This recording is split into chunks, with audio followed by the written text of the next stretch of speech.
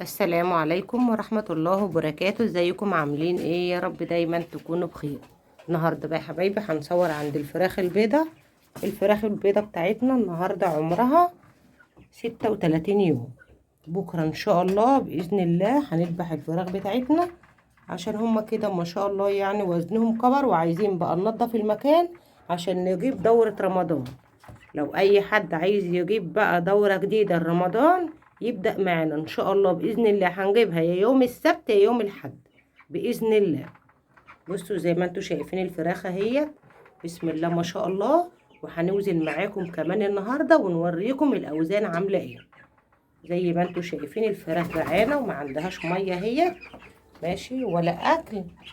تمام، نحط لهم بقى أكل ونشوف هنحط لهم ايه النهاردة، ونحط لهم المية.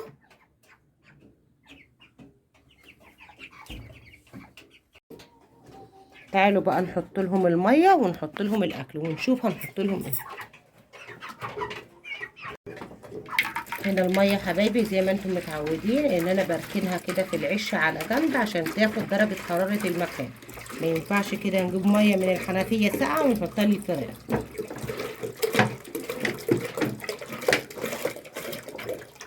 املي ميه واركنيها كده على قد هما ما بيشربوا. نحطوا بقى الازازه كمان التانية لان السقايه بتاعتي كبيره.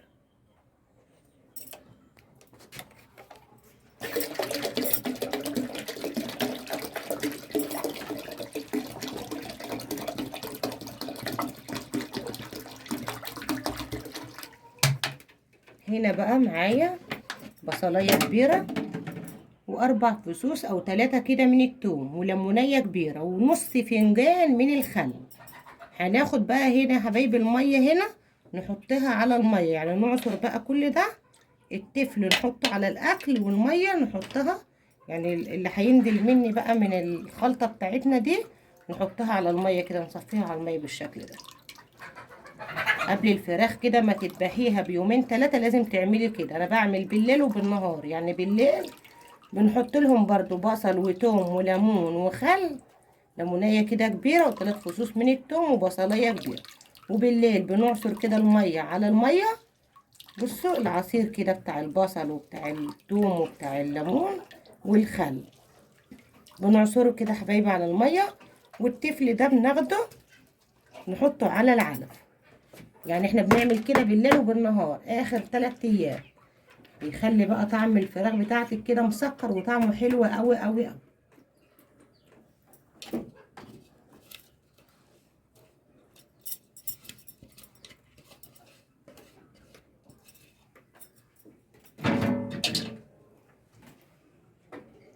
بعد كده بقى نحط لهم معلقه من البهارات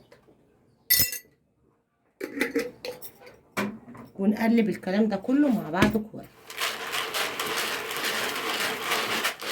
اهم حاجه العلف بتاعنا ما يكونش ميه، نشرب كده العلف كده بالبصل بالخلطه بتاعتنا كويس، يبقى مفرفر ما يكونش ميه.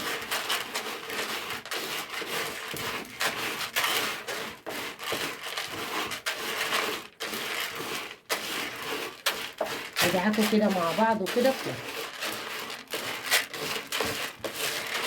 الخلطه دي يا حبايبي بتفتح نفس الفراخ وبتخليها كده ما شاء الله تقوم كده تشم ريحه الاكل بس تاكل.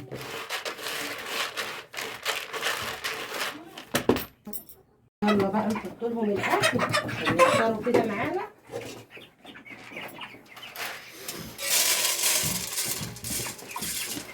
اهم حاجه جوعي الفراخ بتاعتك كده ساعتين.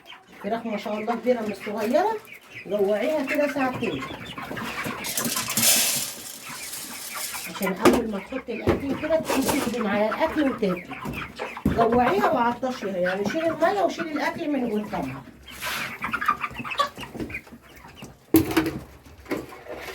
بعد كده بقى يا حبايبي نحط لهم بقى الميه.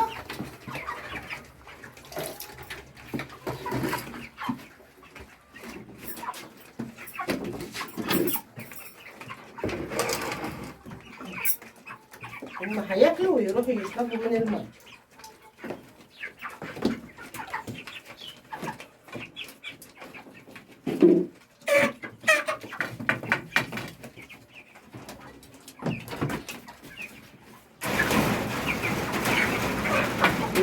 ده قوميه كده، خليه يروح على الاكل كده ياكل.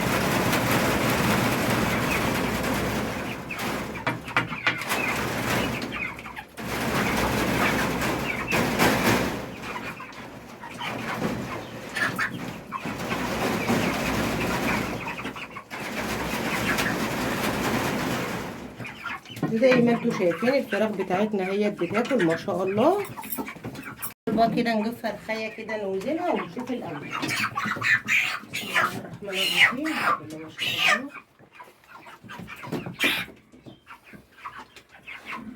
بصوا 2 كيلو 600، قولوا 650، يعني داخله على 3 كيلو الا ربع. كمان الفراخ بتاعتنا حبايبي كانت جعانه، يعني لسه حاطه لهم الاكل. الفرخ لما بياكل ما شاء الله بيجيب ميزان معاه. تمام. تعالوا بقى نوزن كده كمان واحده تكون ايه، تكون ضعيفه كمان، يعني ما تكونش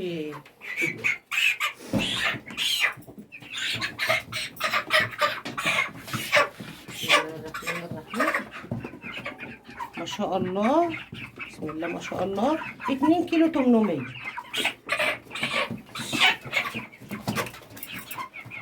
زي ما انتوا عارفين ان اليوم بيفرق مع الفراخ البيضة. اكلي بس كده وشبعي، اليوم بيفرق معاهم.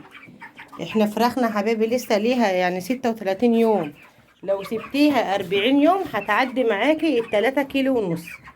بسم الله ما شاء الله كده زي ما انتوا شايفين ما شاء الله. اللي عايز بقى يجيب دورة فراخ جديدة لرمضان يبدأ معانا بإذن الله يوم السبت أو يوم الحد. يعني أنا موصية الراجل يجيب لي، قال لي إن شاء الله بإذن الله يا يوم السبت يا يوم الحد. تمام. افرشي بقى، أهم حاجة كده تفرشي المكان وتنضفيه وتطهريه كويس.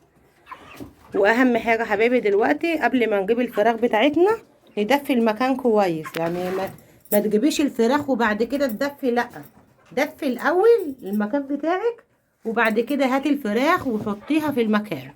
ايام دي الجو ساقعه، اهم حاجه ان انت تدفي المكان بتاعك كويس. وحضري بقى التحصينه بتاعتك زي ما انتوا عارفين ان انا بحط لهم اول 3 ايام 12 ساعه مضاد حيوي، وال 12 ساعه التانيين بنحط لهم فيتامين. ال3 ايام اللي وراهم اللي هو رابع يوم وخامس يوم واليوم السادس بنحط لهم املاح معدنيه واحماض امينيه. اليوم السابع يا حبايبي بنحط لهم في السقايه الصغيره معلقه عسل اسود وعليها ليمونه. بنعصر الليمونه ومعلقه عسل اسود كده اهوت، وننزل عليهم بالميه ونقلبهم مع بعض ونحط للفراخ تاكل. البهارات بتاعتنا بقى معوداهم من سادس يوم او سابع يوم. اهم حاجه بقى البهارات، شوفوا زي ما انتوا شايفين كده. يعني اهم حاجه حافظي على الطيور بتاعتك. اهملتي فيها صدقيني مش هتاخدي اصلا ميزان، ولا هتاخدي ان في الاخر تبقى ما شاء الله كده ايه، يعني تبقى فراخ تجيب معاكي وزن كويس او تبقى فراخ بالحجم ده. لا، ظبطيهم كده وعليهم كويس باذن الله. بدل ما تذبحي على 42 يوم ولا 45 يوم هتذبحي على 35 يوم كمان. يعني فراخنا دي يا حبايبي انا كنت بذبح منها من يومين 3. يعني كنا مثلا للبيت تحت كنت بذبح الفرخه وبناكلها، لان الفراخ ما شاء الله كده زي ما انتوا شايفين ناشفين. لان احنا طبعا البهارات ما منعناهاش خالص عنهم، ومفيش يوم ما حطيت لهمش بصل وتوم وليمون وخل وبنجر. هو بس النهارده بقى يعني انا بمنع البنجر كده قبلها بيومين او ب3، ما بحط لهمش بنجر. اخر 3 ايام اعملي بقى الخلطه اللي احنا عملناها مع بعض النهارده. بصلايه كده كبيره مع ليمونيه كبيره و4 فصوص من الثوم ونص فنجان من بتاع القهوه ده من الخل. ده لو الخل بتاعك مركز، الخل اللي هو العادي حطي فنجان. الخل حلو قوي قوي للفراخ. والميه بتاعت العصاره اللي هتطلع منك بقى من البصل والثوم والليمون والخل اعصريها على الميه والتفل حطيه على الاكل. عايزه اقولك بقى بتخلي الفراخ بتاعتك لحمها كده مسكر وطعمه زي العسل ان شاء الله يا حبايبي. اول ما هجيب باذن الله الفراخ البيضه اللي هي عمر يوم هقول لكم، يعني ان احنا باذن الله مثلا لو قال لي هجيبها النهارده هنزل لكم الصبح ان احنا هنجيب الفراخ البيضه النهارده، عشان لو حد عايز يبدا معانا دوره جديده ان شاء الله يا يوم السبت يا يوم الاحد باذن الله. نعيشنا وبقى لنا كده ايه طول العمر. وكده انا وزنت معاكم الفراخ النهارده. انتوا شفتوا الاوزان وشفتوا ما شاء الله الفراخ حجمها عامل ازاي، ما شاء الله.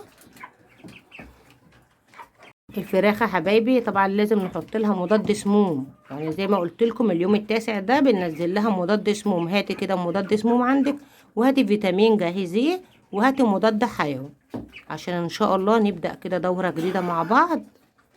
وبعد بقى اليوم التاسع ده تضربي لهم عودين 3 نعناع كده على ليمونايه، تضربيهم في الخلاط وتحطوه لهم في الميه. الكركريه ده حلو قوي قوي للفراخ. يعني انا كنت بغلي الكركريه وبسيبه لحد ما يبرد تماما، وبعد كده بننزل لهم عصير الكركريه في الميه. تمام. والبهارات طبعا انا عاملاها معاكم مره واتنين وتلاته. ودلوقتي يا حبايبي احنا في موسم البرتقال. هاتي البرتقال، ما ترميش القشره الصفراء اللي هي الرقيقه دي اللي فوق، قشريها وفي كيس كده وشيليها في التلاجة. القشره الصفراء دي تضربيها بقى مع قلب البرتقانيه من جوه، تضربيهم في الخلاط وتحطوه لهم في سقايه الميه وتحليها كده بمعلقه عسل اسود. عصير البرتقال حلو قوي قوي للفراخ البيض. وزي ما قلت لكم الكركريه والبنجر، ليمون وعسل، فاهمني، نعناع وليمون. باذن الله الدوره اللي جايه يعني هقول لكم يعني كل 3 ايام انا حطيت ايه، يعني 3 ايام منصار واقول لكم احنا حطينا ايه. وده كان الفيديو بتاعنا بتاع النهارده. يا رب الفيديو يكون بسيط ويكون خفيف على قلبكم ويعجبكم. يلا لو لسه ما حطيتيش لايك حطي لايك، ولو اول مره تشوفي قناتي فضلا وليس امرا اشتركي في القناه وفعلي الجرس عشان يوصلك كل جديد. نشوفكم في فيديو جديد، والسلام عليكم ورحمه الله وبركاته.